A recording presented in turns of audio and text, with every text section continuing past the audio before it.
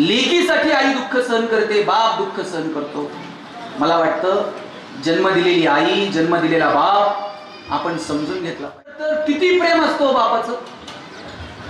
बाप स्वतःला चप्पल घेत नाही, पण पोरगी कॉलेजला जाईल, बापाला वाटतं पोरीला शूज पाहिजे.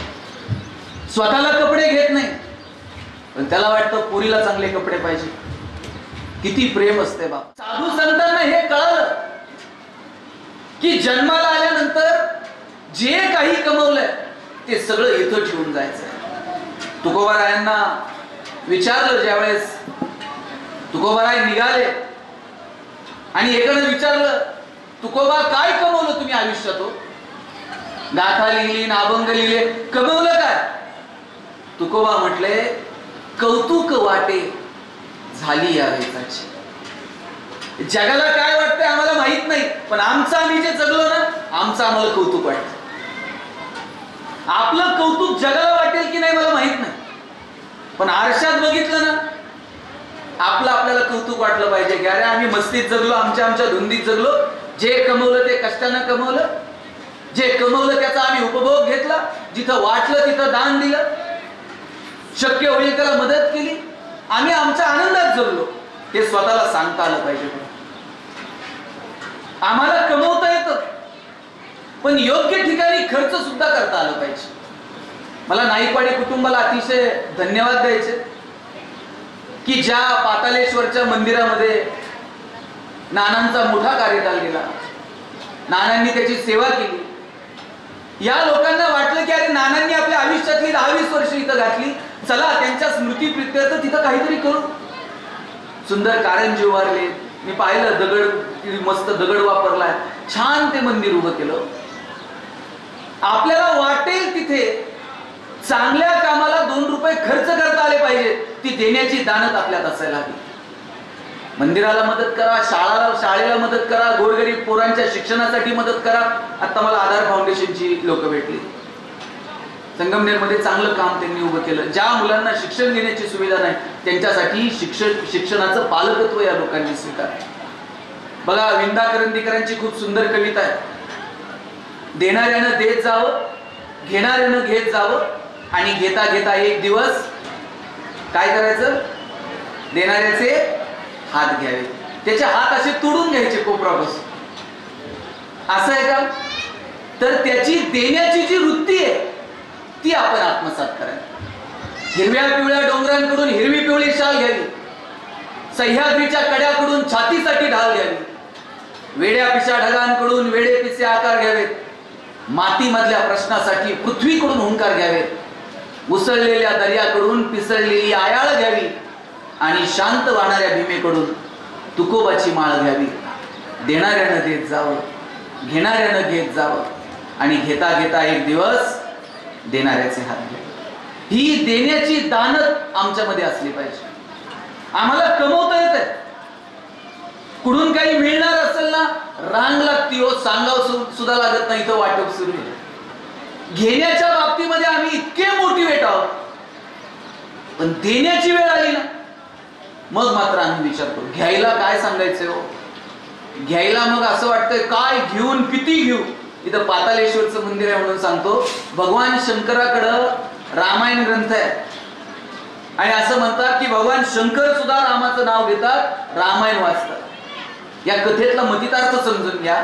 म्हणजे 1 कोटी श्लोक होते रामायणामध्ये, आणि ज्यावेळेस देवांना, दानवाला आणि मानवाला कळलं की भगवान शंकर काहीतरी वाचतायत, ते म्हणले ते काय वाचतायत जरा बघू म्हणले. हे सगळे गेले आणि म्हणले देवा एकटेच वाचताय, ते आम्हाला द्या म्हणले त्यातलं थोडं थोडं. भगवान शंकराकडे 1 कोटी श्लोक आहेत, त्यानं वाटप करून टाकलं. देवांना 33 लाख दिले, दानवांना 33 लाख दिले, आणि मानवाला 33 लाख दिले. आता पोरींनो किती उरले? 1 लाख उरले. निघाले जायला, देव परत मागे आले, म्हणले देवा, आणि मग ते 1 लाख राहिले, त्याच्यात थोडंफार वाटाघाटी. बिचारा शंकर भोळा आहे, लक्षात घ्या, शंकर भोळा आहे पण वेडा नाही. तो म्हटला 1 लाख राहिलेत ना, वाटून टाकू. देवांना 33,000, दानवांना 33,000 आणि मानवाला 33,000. आता किती राहिले? पण तुमच्या दारात बाग फुलून आली, त्यातली 2 फुलं इतरांना देता येतील की नाही? तुमचे सूर जुळून आले, 2 गाणी इतरांसाठी गाता येतील की नाही? आणि तुमच्या दारात आभाळ भरून आलं, ओंजळभर पाणी इतरांना देता. तुमची उंची तुमच्या कर्तृत्वानं आभाळाला टेकली. मानावर करून बघू नका, थोडस खाली झुका. आणि जी माणसं मातीत मिसळतात, त्या मातीत मिसळणाऱ्या माणसांना थोडं वरती उचलून घेता येईल का? मला वाटतं याच्यासाठी प्रयत्न करा. आपल्याकडे जे आहे त्यातलं थोडं तरी इतरांना. मी असंच एका भाषणात म्हटलं, आपल्याकडे जे आहे त्यातलं थोडं द्या. 3 जणांनी इतकं टेन्शन घेतलं, ते म्हणले आपण तर कधी काय दिलं नाही बुवा, आता यांनी तर सांगितलं थोडं द्यावं लागतं. पण त्यांना जाता जाता रस्त्यानंच सोन्याचा हंडा सापडला. आणि ते म्हणले काय हो कृपा झाली, सोन्याचा हंडाच सापडला. त्यातला दुसरा म्हणला मगाच आठवतंय का, ते मगाशी भाषणात ऐकलंय, आपल्यातलं थोडं तरी इतरांना द्यावं लागतं. बरं आता म्हणले हे फुकटच सापडले, देवाच्या कृपेनं सापडले, यातलं थोडं तरी देवाला देऊ म्हणले. दुसरा म्हणला आणि किती द्यायचं? ते म्हणलं आपण ठरवू ना सगळे मिळून किती द्यायचं काय द्यायचं. एक जण म्हणला एक काम करू म्हणे, हातात बांगडी असते ना, त्या बांगडी एवढं वर्तुळ आखायचं म्हणलं जमिनीवरती, एकदम छोट. आपल्याला सापडलेलं सगळं सोनं म्हणला वर फेकायचं आणि जेवढं त्या छोट्या बांगडी एवढ्या वर्तुळात पडन तेवढं म्हणले देवाला देऊ, आणि त्याच्या बाहेर जेवढं पडन तेवढं म्हणले आपलं ठेव. दुसरा म्हणला किती नालायक माणूस आहे म्हणला, फुकट आत्ताच सापडले म्हणला, सगळं देवाच्या कृपेनं सापडले, आणि तू म्हणतो छोटं वर्तुळ आखायचं, त्याच्यात किती पडल का नाही पडल तुला माहित आहे का? अजिबात छोटं वर्तुळ नाही आखायचं म्हटला, वर्तुळ असं मोठं अख्ख्या गावाला वर्तुळ आखायचं म्हटलं. आपल्याला सापडलेलं सोनं वर फेकायचं आणि जेवढं त्या वर्तुळात पडन तेवढं म्हणलं आपलं. तुमच्या लक्षात येतंय का? काहींना घरी गेल्यावर कळलं मला काय. कुलूप तोडल्यावर चावी सापडून उपयोग आहे का? आताच कळून घ्या. ते काय म्हणतंय, गावाला वर्तुळ आखायचं, सोनं वर फेकायचं, जेवढं वर्तुळात पडन तेवढं आपलं, आणि जेवढं वर्तुळाच्या बाहेर पडन तेवढं म्हणला देवाच. किती स्वार्थी हो माणूस. दुसरा म्हणला तू पण स्वार्थी आहे म्हणला, एवढं मोठं वर्तुळ आखल्यावर त्याच्या बाहेर काही पडत असतंय काय? म्हणला देवाला द्यायची तर दानच पाहिजे म्हणलं, अजिबात वर्तुळ विरतुळ आखायचं नाही म्हणला. मग काय करायचं? म्हणला सोनं वर फेकायचं, देव कुठं असतो वर. आणि म्हणला मग जेवढं वर राहील तेवढं देवाचं, आणि जेवढं खाली पडेल तेवढं म्हणला. किती हुशार आहे हो माणूस, किती हुशारी आपली. आणि मग अशी हुशारी केल्यावर 2 वर्ष आपल्याला एकमेकाला भेटता तर आलं का? बोलता तरी येत होतं. वाटतं पोरानं 2 मिनिट बोलावं. अहो घरातून बाहेर पडताना तरुण पोरांना ना 10 सेकंद लागतात खाली फक्त वाकून बापाच्या पायाला हात लावायला. पायाला वाकल्याबरोबर बाप असा पाठीवर थाप मारतो, पठ्ठ्या सुखात राहा म्हणतो. त्याचा ऊर भरून येतो. पोरग रोज सकाळी बाहेर पडताना पायाला हात लावतो. तुम्ही म्हाताऱ्या आईच्या फक्त पायावर डोकं ठेवून बघा, जीव ओवाळून टाकते होती. काय करून काय मला सांगा, माहेर कुठपर्यंत? जोपर्यंत माहेरात आई येतोपर्यंत. नंतर भावानं मोठी हवेली बांधू द्या, मुक्काम करावा असं वाटतो का? माहेरात आई आहे तोपर्यंत माहेर. बरं तुमचं सासर लई श्रीमंत आहे, तुमच्या आईनं सासरी येताना माहेरून कधी तुमची पिशवी रिकामी पाठवली का? 4 शेंगा घालून देईल, 4 वांगे घालून देईल, पोरीला काय देऊ आणि काय नाही असं होतं आईला. तुमच्यावरती ओतप्रोत प्रेम करणारे या जगात जर कोण असेल ना तर तुमची आई आणि तुमचा बाप आहे, लक्षात घ्या. बहिणाबाई चौधरी तुम्ही नाव ऐकलं असेल, कवयित्री. दारात आलेल्या वाटसरूला तांब्याभर पाणी दिलं, म्हटले 2 घास खाऊन जा. आणि दारात आलेल्या वाटसरूला बहिणाबाई संसारातलं दुःख सांगतात की संसार किती दुःखाचा आहे. आणि मग तो वाट सुरू म्हणला, अगं आई एवढं दुःख आहे संसारात, मग नांदते का राहते इथं एवढ्या दुःखात. आई म्हणली, पुरीच्या माहेरासाठी आई सासरी नांदते. माझी लेक जर माहेरात आली तर तिला माहेर पाहिजे, आई माहेरात पाहिजे, म्हणून मी नांदते रे बाबा, दुसरं काही नाही. लेकीसाठी आई दुःख सहन करते, बाप दुःख सहन करतो. मला वाटतं जन्म दिलेली आई, जन्म दिलेला बाप आपण समजून घेतला पाहिजे. पुरीच्या लग्नात बाप असा तुरा काढून मिरवत असतो, पण कन्यादान झालं ना मग मात्र अशी मान खाली घालतो, जावयाच्या हातात हात देतो आणि सांगतो, तळ हाताच्या फुडाप्रमाणे जपली हो पोरगी, जावई बापू सांभाळून घ्या. दिवसभर एक थेंब सुद्धा डोळ्यातनं काढत नाही. पण पोरीची गाडी एकदा निघून गेली ना मग मात्र खांबाच्या पलीकडे जाऊन बाप रडतो. ही नात्या गोत्यांमधलं प्रेम आहे ना, जोपर्यंत नाती जिवंत आहेत तोपर्यंतच दाखवता येतं, तोपर्यंतच व्यक्त होत आहे.